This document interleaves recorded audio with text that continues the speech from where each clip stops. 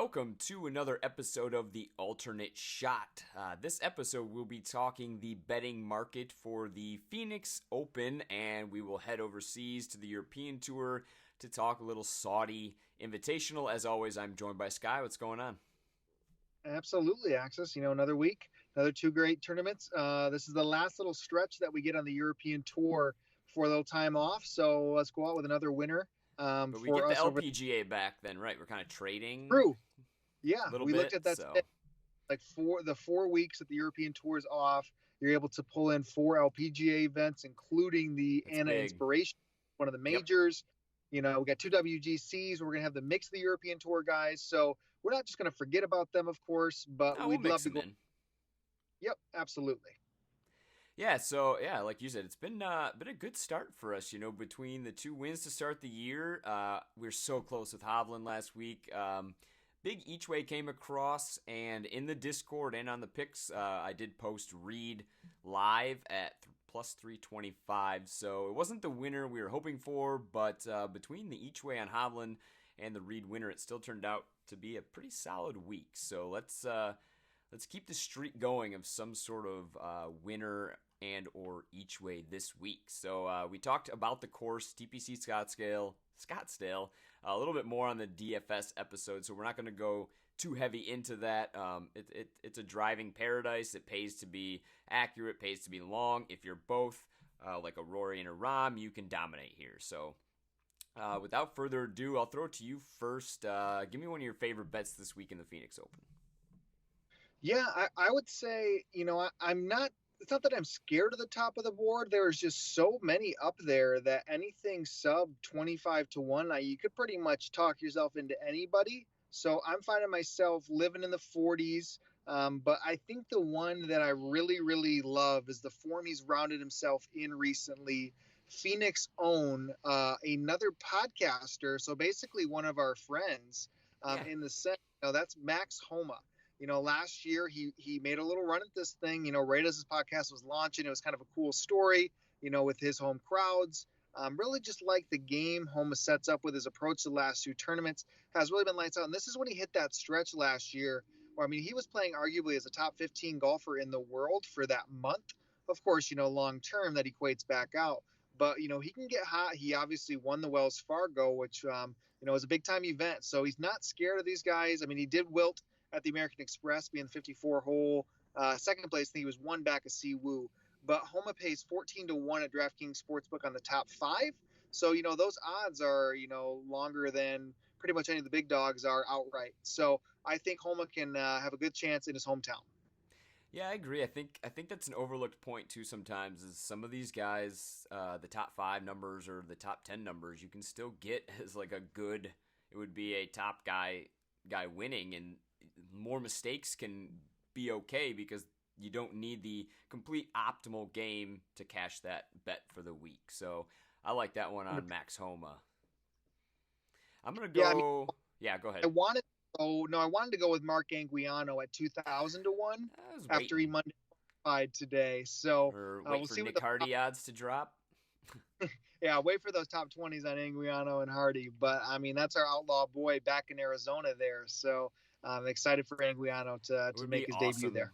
Yeah, it'd be awesome for him to get through the cut and get a nice paycheck. Yep, deserves it. So the first bet I'm going to talk about for the Phoenix Open is going to be Brooks Kepca. I do not back Kepca very often in general, especially outside of the majors. It's been nice to have hit on all his majors somehow, one way or another. I've been lucky in that sense, but that reputation is what keeps him from being bettable most weeks to me. I am on the side of, I think on a weekly basis his odds are overrated. It's taken some mediocre play and injury and 3 missed cuts, and here we are. I find Brooks Kepca at a course that should suit his game well, and I for once made the number smaller than what I got at the book at 50 to 1. And I don't think he's playing hardly any different than he has been long term. It's just I think normally he's overvalued because he has peaked in the majors, which, those are within expectation. It's wild that he's been able to do that just at those events. And we've seen the opposite of that expectation in regular events. I think the two have kind of meshed themselves here. The ball striking has still been outstanding. Long-term recent, the short game is just fine. He's above average putter and around the green. So I have no problem pulling the trigger at 50 to 1. I made him closer to 42, I believe. So small edge, small value, but I like Kepka this week. It's difficult to wrap your head around the fact that when Brooks got his debut victory here in 2015, the odds are actually shorter than what we see this week. That's funny. Like that's just wild to think about. So, I mean, it's almost like a last-ditch effort, for me holding out so much hope. I'm with you for Brooks this week, and it's like I've held out so much hope for so long. I'll have to really reevaluate things if he steps back up here and puts up 75 and he's home for the weekend, But, yeah. I think the upside that you get with Brooksy is just something that, is Patrick Reed-esque when he's in contention in that sense. So that to me, with that number, I'm all aboard. Awesome. Yeah. So let's take down another one here. So do you have another one for the Phoenix Open? I'm actually going to double dip in Europe. Okay. For I'm going to double dip in Phoenix though. So the other guy I'm gonna toss out there, and I'm breaking a lot of my own rules. I'm making what per my motto would be a negative EV bet. I do this occasionally, especially with the outrights. I kind of just chasing a number on a guy, and that would be Ricky Fowler at 50 to 1. Ricky is somebody I used to bet all the time. I broke that habit for quite some time now. I'm back on, and it's he's made a lot of changes. He's been vocal about it. New shafts, new attempts at swings, and the immediate recent form has been ball striking outstanding off the tee, approach around the green fine, putting atrocious. Well, you'd think some of the putting will come back up, the ball striking most likely will come back down a little bit, but if he can find that happy medium where he's spent most of his career, you're getting him at a course where he's played extremely well in the past. Yeah, I bit on the 50 to 1. Like I said, it's not something I do very often. Like, I post my odds to the site. You can go see what I actually made Ricky. I forget the exact number. It's higher than 50 to 1. I think it's probably closer to 80 if I remember correctly. But yeah, I don't know. I'm going to jump on it. I don't have that many outrights this week anyway. I think I only have 3 total in Phoenix. So I'm going to try to catch fire, which is, again, something I don't normally do. But he's made so many changes and he had been so bad with the irons, and just ball striking was not that great in general. I'm hoping that these changes are potentially what has driven these numbers recently. Yeah, I mean, you're definitely not going to find me on that one, but there are plenty of others that are buying into the Ricky narrative that you see. And I mean, I love We're Ricky all chasing. Person. Yeah. You all went back to Ricky Anonymous. You're back in the meeting. You're ready to go. The numbers are there. You and Feinberg, Mayo are going to be. Mayo's on with it too. So, but I found that needle on the ground when I was walking, and I just stuck it in the skin, and here we are. Yep. Welcome back. Welcome back. Well, I'm going to go back. So, for me, that actually paid off just about 3 weeks ago on this podcast for us, and that was none other than Kevin Na. Taking home the Sony Open at 80 to 1. Now, one of the reasons why I was so big on him that week was simply because the number was just far too big for the field that it was for his strike rate. I think now after that win, it's 4 out of the last 35 events. He has finished inside the top 5, which would secure that each way, as well as 3 of those being wins, and if you put him up at 66 to 1, now the strength of field between Phoenix and Saudi is very, very similar, and definitely stronger than what it was at the Sony. Well, okay. But the top of the field, yes. I guess he has to beat less people in Saudi for sure. So that was the point I was getting to was, Sony was technically not as strong as Saudi, but it's only because that top of the field has 6 guys, 7, 8 guys that aren't, ever over there. So if you're telling me Na can place it each way for more than what those guys cost outright, okay, once again, sign me up. It's not the course fit at all, but we know Graham McDowell got it done last year there. That's how I would say Kevin Na would be more like for this year. So to get him 66 to 1 in that field, sign me up. Yeah, we're on the same wavelength this week. I easily could have spoke about Kevin Na as well. I think the 66-1 number is really great. And again, yeah, the each way at Bet Rivers, yeah, sign me up for those enhanced odds and T6 on the places instead of 5. So a nice little bump there. Sure. For me, it's going to be another guy that I'm a huge fan of who just doesn't really win, and that's going to be Tommy Fleetwood. I was able to pick him up at 25-1. Again, he's been playing pretty well. He typically plays well at the tracks out in the Middle East. I don't necessarily know what it is about him.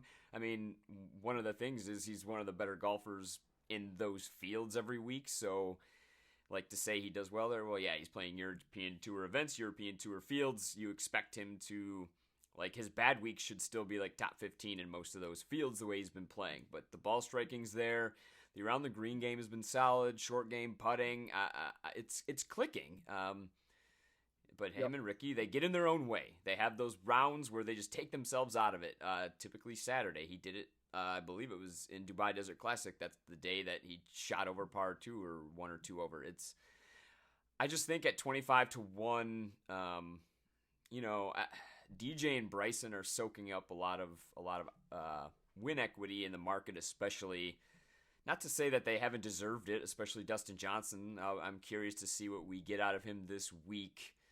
But yeah, I like the 25-1. Not too often you find that with Tommy when he seems to be in form now compared to a couple months ago anyway. Yeah, no, he was.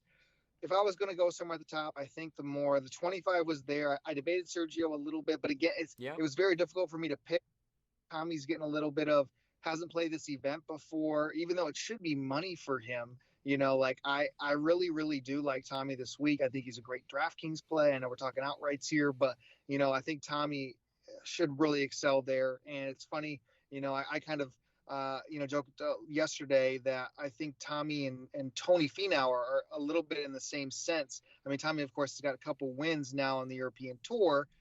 So it's not the exact Sunday scenario, but I feel like they're similar in that sense. So I'm excited for Tommy to really come through and compete against the best in the world because we know he can do it. So yeah, it should be a big week for him. I think Finau would have a couple wins if he played a heavier European Tour schedule as well. So oh, for sure. I can dig the comparison. So, I'm going to wrap it up with a bomb. This guy's available 300s out there for outright. That's not really the focus when you bet somebody of that length. And it's not even Guido Migliozzi, who popped up inside the top 10 for us on Friday morning when we woke up, which was an exciting thing to see. Yeah. But I'm going to be going with Harry Hall. So if you followed me for some time, again, the amateurs, the guys that are early in their career, it's my bread and butter. And you get the opportunity like Nick Hardy did when he Monday qualified in Sony to get that top 20 at double-digit odds, and that's what Harry Hall is. He's 10-1 in Saudi Arabia for a top 20 that's available. I think it was FoxBet was the one that had it available for that. So really decent odds for that top 20. And Hall, again, he was on the Walker Cup team in 2019, which is the best amateurs in the world are on that team. And then he came out in top 15 back-to-back European Tour performances. And then he has 3 top 10 finishes on the Corn Ferry Tour. You're just not getting guys at 300s, and 10-1 top 20 on the European Tour who had 3 top 10s on the Corn Ferry, to round out their year. That doesn't happen. So Hall made the cut at the American Express as well. He got a sponsor's exemption there. So I think the kid has all the talent in the world. So to get him 10-1 top 20, that will be rounding out my picks. I love it. Let's cash one of these top 5s, top 20 bombs, as well as a winner, and continue on cashing some checks. So that'll do it for us this week. If you're not already a premium member at ftnbets.com, head on over, use promo code ALT to get 10% off. You will gain access to the rest of our betting cards, which are more outrights, and I have all of my matchups posted for the Phoenix Open and the Saudi Invitational on there as well, and the rest of the golf team will shortly if they do not already. Once again, promo code ALT for 10% off. Hope to see you soon.